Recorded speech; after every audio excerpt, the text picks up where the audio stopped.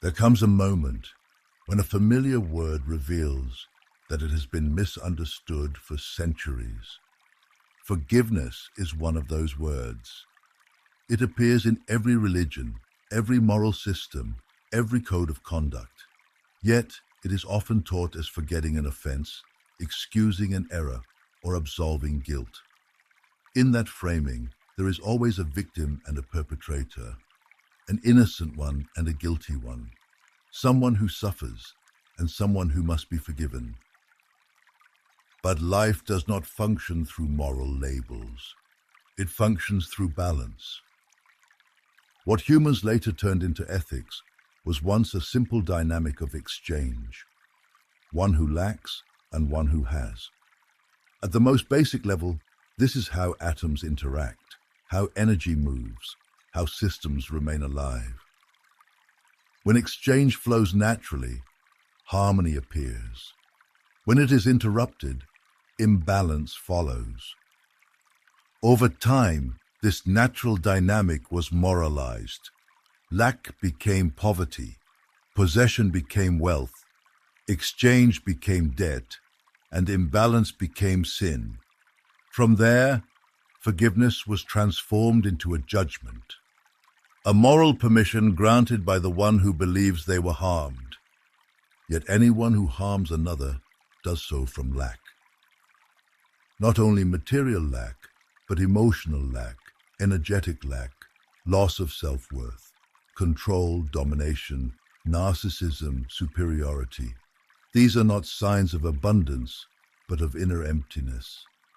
Seen from this perspective, forgiveness is no longer about excusing an act. It is about restoring circulation.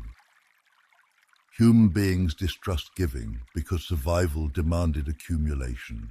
Food was stored to endure winter. Resources were guarded. Protection of one's own became instinct. Over time, accumulation expanded beyond material goods. People began to store pain, resentment, information, emotions, identities. Everything became something to own. The idea of giving without expecting anything in return appears unnatural to biology. No cell gives by losing itself. Every circuit must remain complete. Giving that breaks the circuit is depletion, not harmony. But consciousness changes the equation. When awareness awakens, one recognizes something essential. Life is infinite, but the individual body is not. Nothing accumulated can be taken beyond it. Ownership dissolves. What remains is experience and movement. From unconsciousness, humans accumulate out of fear of loss. From consciousness, they give, and by giving they belong. Forgiveness begins here, not as forgetting, but as surrendering control over stored energy. Not as absolution, but as regeneration. Not as weakness, but as the reactivation of movement. Duality is not opposition, it is function. Two pedals move a bicycle forward. Roots and leaves allow a tree to bear fruit. Two eyes create depth. Two hands allow creation. 2 feet enable the path. Giving and receiving are not enemies.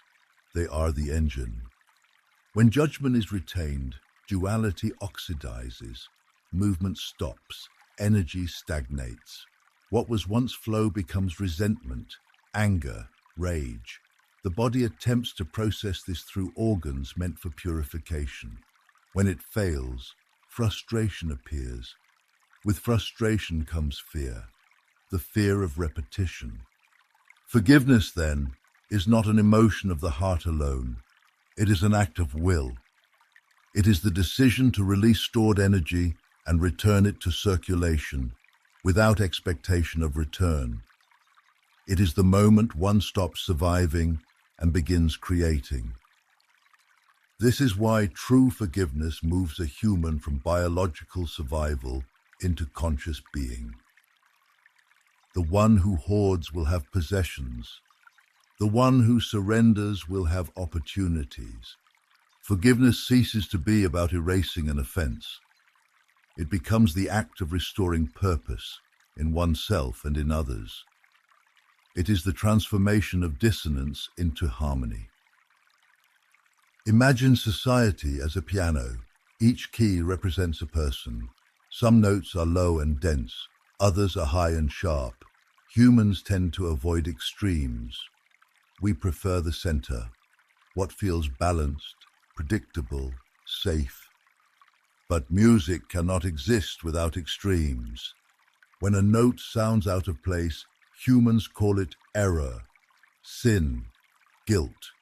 They attempt to silence it, ignore it, remove it from the melody. Yet the note does not disappear. Ignoring it does not liberate anyone. It only creates absence.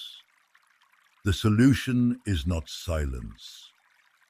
The solution is integration. Forgiveness is the willingness to move toward dissonance, to leave the comfort of victimhood, and to use one's own energy to give that note a function in the melody of life. That movement requires will. Forgiveness is not demonstrated through words. It is demonstrated through action. This is why humanity struggles, not only with forgiveness, but with will itself. It is easier to postpone, to wait, to hope someone else will act. Responsibility is delegated to parents, teachers, leaders, institutions, saviors. Waiting conserves energy, acting transforms it. And the hardest forgiveness is not toward others. It is toward oneself. Humans rarely see themselves as guilty. They see themselves as victims of circumstance. Forgiving oneself is not excusing past ignorance. It is standing up and acting differently now. It is resolving what was delayed. It is moving energy instead of storing it. The first step is recognition. Seeing what has not been forgiven in oneself. Seeing what has not been forgiven in others. Making it visible, tangible, written. Then comes purification, not as punishment, but as preparation. Water becomes intention. Food becomes awareness. The body is not an obstacle to will. It is its generator. Change does not begin abruptly. Sudden vows collapse. Will is built through accessible, repeated acts. Step by step, slowly, sustainably. And when the body has been prepared, when awareness has matured, forgiveness is rewritten, not as memory, but as movement. Action follows, giving resumes. The circuit closes. Forgiveness is no longer forgetting. It is becoming useful again. And in that realization, a new identity emerges, not as a moral ideal, but as a lived truth.